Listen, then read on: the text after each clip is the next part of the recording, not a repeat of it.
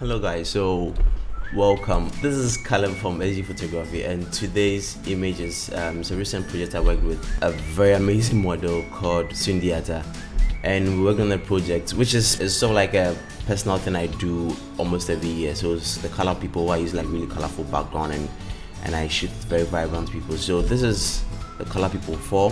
This is with Sundiata, and I initially used to mention her name as Sundiata because it starts with S-U-N. So when we planned the shoot, I decided to use a background that is more of her personality because she's lively, she's fun, and her name is almost like the sun. I went for a yellow and reddish background which is close to the sandstone, and then why not, if it's hot we need some breeze, so I put in the fan to just add as a little pop to it. And today I'm just going to talk about how I work on my backdrops and how I straighten them and make them look a little presentable than this is not presentable, like they are a little matte, which I don't know where they came from. So today is not a retouching. I'm just going to like fix the background and then speed up the retouching part. So yeah, so this is like what the outcome is from the camera, and then we are going for something like this. So this is like a very plain backdrop with the shadows and everything still there, but you can see that it's more uniform across. So as always, I always make a stamper layer just to be safe. It's sort of like a practice I do subconsciously. I always create a layer that I use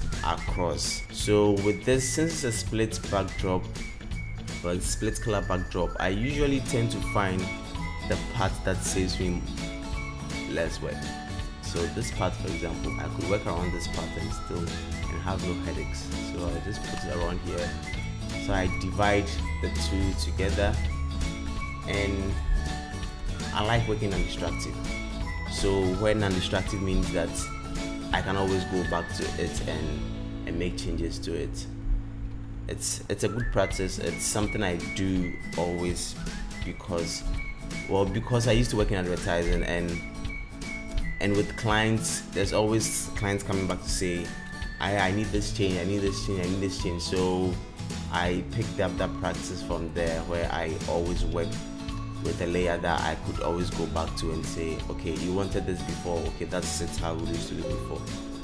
So it became like a practice where it has its disadvantage, like you are prone to very big files and stuff, but as always you can match down flat when you are confident with what you have. I'm using the clone stamp tool, which can be found on the tool shelf. I'm just cloning the backdrop and then replicating it across where the shadows are, where the measure is, as much as possible. So I'm just being really careful. So you can see here I just have to clean that part with the eraser tool, and then use the pen to create a pattern. I don't think anyone's going to zoom in this close, but just as a precaution, just in case it comes out large on print, you don't want to have little errors there. Yeah, I've experienced that before. It wasn't my personal work, but it was a while back. I used to work in advertising. There was this work we did for one of the retail outlets here in Ghana, and the model's nails were made. Like, it wasn't a big deal then until it was printed big, and then we're like, oh shit, fucked up. So for some interesting reason, we had to get markers and be painting the model's nails printed on the billboard. You know how stressful that is. Yeah, you don't want to do that. So always work in a way where you know that if for any reason it's been called to printed on a large format, you are safe and you wouldn't have to be answering questions you don't want to be answering. So while cloning, you always want to make sure that you're keeping the details there. You don't want to, because there are shadows, there are highlights and stuff, so you want to make sure you're maintaining that as well. Okay, here you can just use a brush tool and then sample. You always want to keep your opacity somewhere 50 or somewhere 50 when filling in that part, because when it's too much you don't get the blend.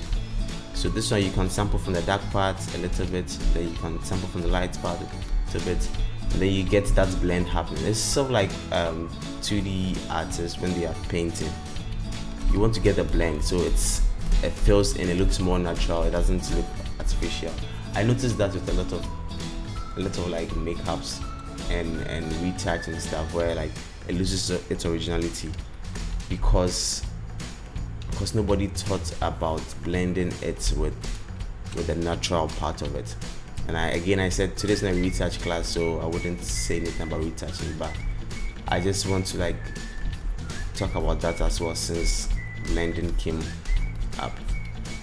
I don't know whether any of you guys have watched the blending movie with Terry Crews. It's a really funny movie. So we've got that shadow and highlights working. I think yes, you might just want to fix this part again. So just on a low opacity, just blending. We are blending. Just blending a little bit as we go. So it's a Sunday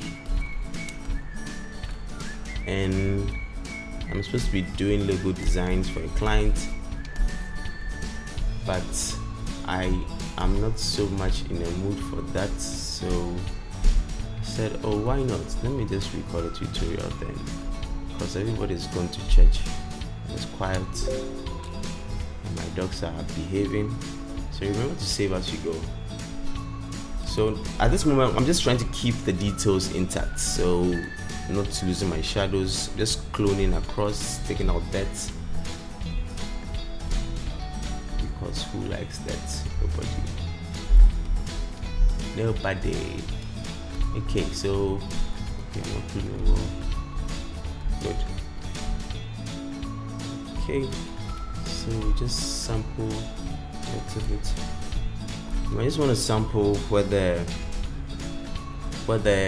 mid-tones or the mid-color range are. So sample some around here, paint across. You don't want to paint too much unless you lose the shadow, just to soften it a bit. Yes, that kind of thing. So just like soften the shadows a bit. Too much and you lose it. I feel like I'm losing it. Okay, too much and lose it. I'm using the erase to just reduce the opacity a bit to bring this. Good. There we go. I think we're looking good so far. So it's a hectic job if you don't have like really perfect backdrops. Like there are studios who have like really perfect backdrops where you see yourself the stress of having to deal with pieces and stuff. So yeah.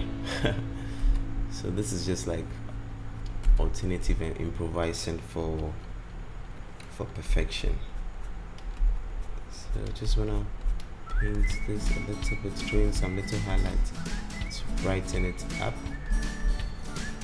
There we go. I think we're doing good in the yellow part. Just finish that part and then we move to the red part.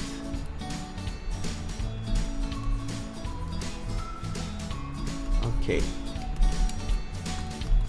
So I'm trying to have this tutorial as short as possible, so forgive me if I'm working really fast, because I don't like watching long tutorials and I don't think anybody would either.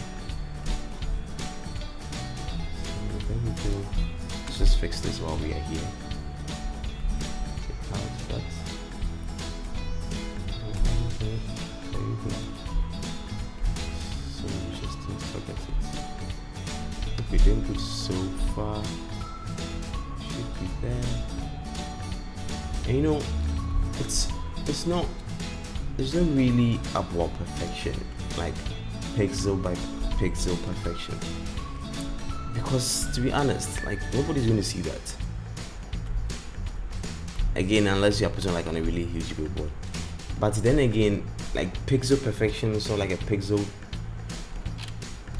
editing thing. It's what it ends up doing is after you zoom out or you bring the image to its original scale, you realize that it looks fake, because nobody on this good earth is like 100% perfect. Like people are done pretty, but if you put a microscope to their face, you see flaws.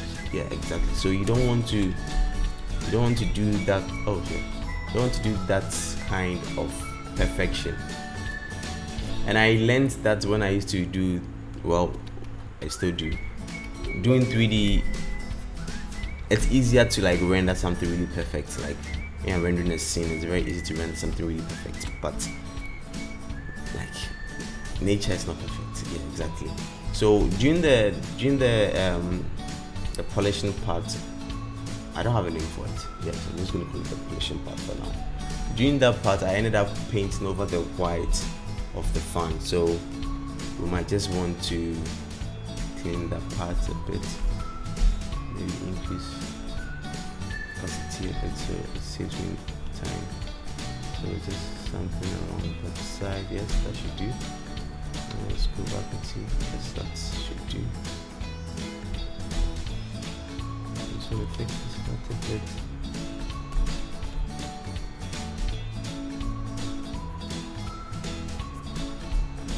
Okay, we're good.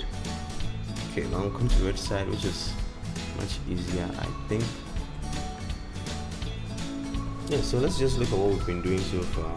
So yeah, just okay, there's something here I need to fix. I just need to do. So we can see that some of the highlights sort of like spread across the next part. So okay, what do we do? Some of the highlights spread across the next part. So you just want to be careful with that, so that you don't change the. You could like select the model out of the background. You do that. But the reason why I don't often do that is because I realize it makes the person stand out. It makes it look like you copied the person from somewhere and you slapped him or her on the backdrop, and I don't want to do that. I want the person to be part of the environment. I want the person to feel invited to the environment. See, it's like a party.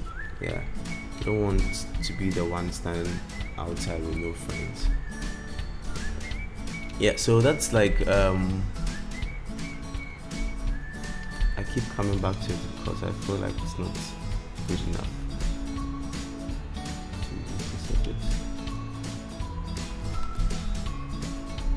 Okay,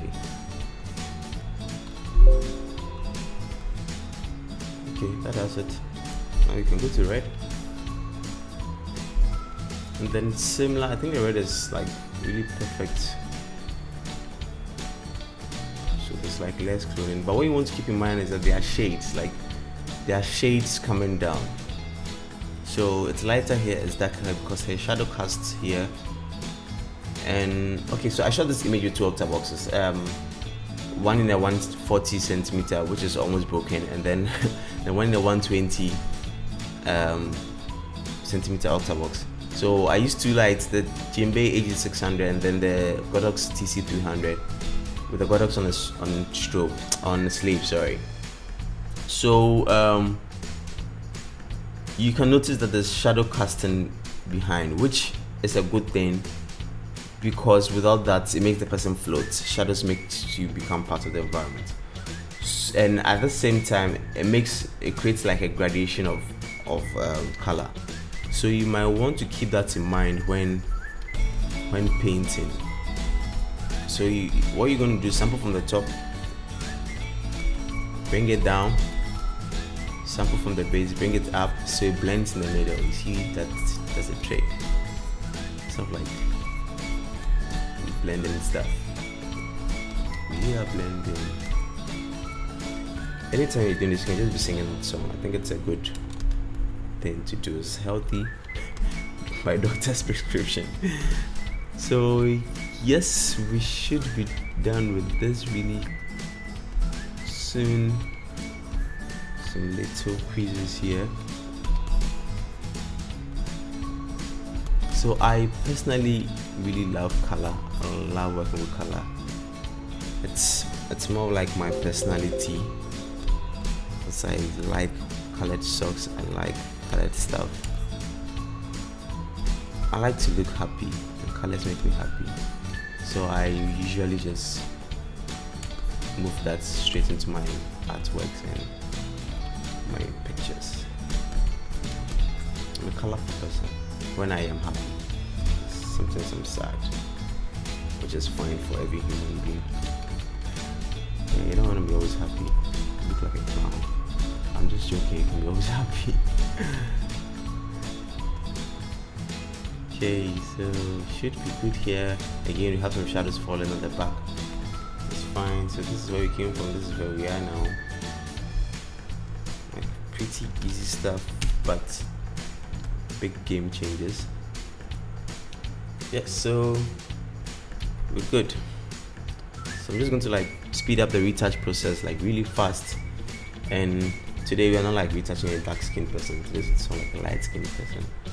Or as compared to the people I've been shooting, just light skinned. So I just want to take this tool off, and then I'm just going to shut up for the rest of the retouching process. Yes.